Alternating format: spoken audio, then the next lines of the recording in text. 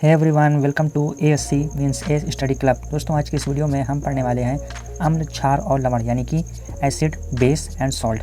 ठीक है, वैसे तो एसिड, बेस एंड सॉल्ट का चैप्टर काफ़ी बड़ा है, लेकिन आज हम वही पढ़ने वाले हैं जो कि आपके एग्ज़ाम में इंपॉर्टेंट है और जो आपके एग्ज़ाम में पूछा जाना है। ठीक है, चलिए शुरू करते हैं। तो सबसे पहले देखते हैं अम्ल। अम्ल क्या होता है, यानी कि आपका एसिड। तो आर्हीनियस के अनुसार वे पदार्थ जो जलीय विलयन में घोलने पर हाइड्रोजन आयन देते हैं। ठीक है, वे पदार्थ जो जलीय विलयन में घोलने पर हाइड्रोजन आयन देते हैं क्या कहलाते हैं, अम्ल। जैसे हाइड्रोक्लोरिक अम्ल, नाइट्रिक अम्ल, सल्फ्यूरिक अम्ल और एसिटिक अम्ल। यानी मतलब हर वे पदार्थ जो जलीय विलयन में घोलने पर हाइड्रोजन आयन देगा वो क्या होगा, अम्ल। ठीक है, चलिए अब देखते हैं अम्लों के समान गुण, यानी कि आप कैसे पहचानोगे कि ये अम्ल है।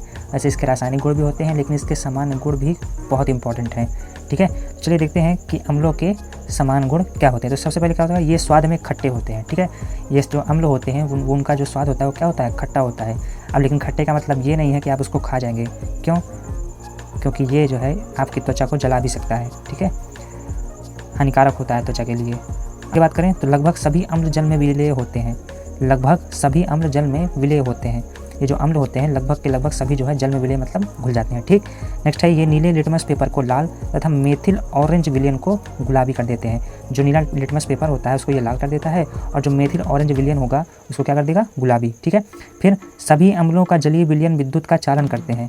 ठीक है, जो है सभी अम्लों का जो जलीय विलयन है वो विद्युत का चालन करते हैं, यानी जो अम्ल होगा जो उसका जलीय विलयन होगा वो विद्युत का क्या होगा, सुचालक होगा। ठीक है, यानी कंडक्टर होगा, वहाँ पे क्या इलेक्ट्रिसिटी जो होगी फ्लो होगी। ठीक, फिर क्या है, ये धातु के साथ क्रिया करके H2 गैस बनाते हैं।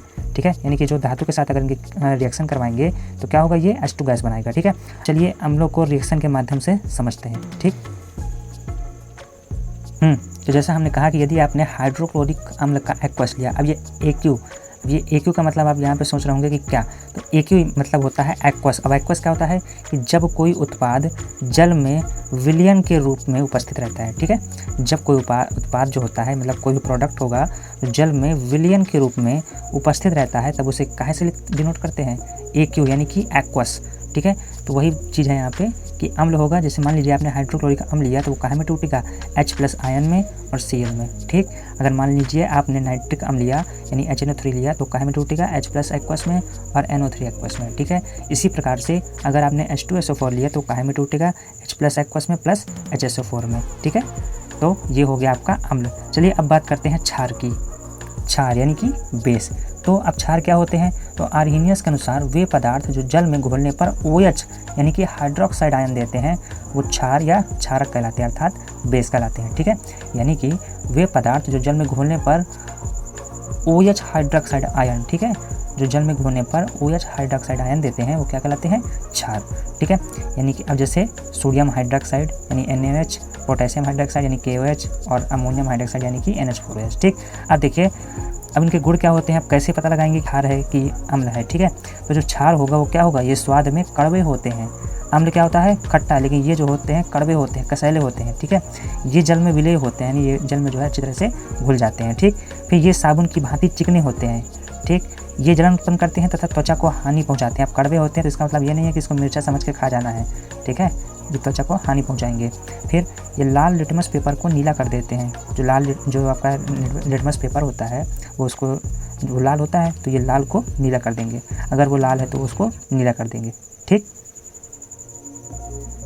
चलिए क्षार की थोड़ी सी अभिक्रिया देखते हैं कि अभिक्रिया के माध्यम से क्षार कैसे बनता है। ठीक है, तो बेसिकली आप जानते हैं कि क्षार में क्या होता है, वो जब अम्ल होगा तो वो हाइड्रोजन आयन देगा। ठीक है, लेकिन जो क्षार होगा वो हाइड्रोक्साइड आयन जो है OH- आयन तोड़ देता है। ठीक, तो जैसे आपने मान लीजिए आपने लिया NaOH का एक्वस लिया आपने, यानी सोडियम हाइड्रोक्साइड का लिया तो काहे में टूटेगा, Na+ aqueous plus OH- aqueous. ठीक है, आपने KOH का एक्वस लिया तो काहे में टूटेगा, K+ एक्वस और OH- एक्वस। ठीक है, यानी पोटेशियम हाइड्रोक्साइड। अगर आपने लिया NH4OH का एक्वस तो वो काहे में टूटेगा, NH4+ aqueous plus OH- aqueous यानी कि अमोनियम हाइड्रोक्साइड। ठीक है, तो इस प्रकार से आपका हुआ क्षार। चलिए अब बात करते हैं लवण की।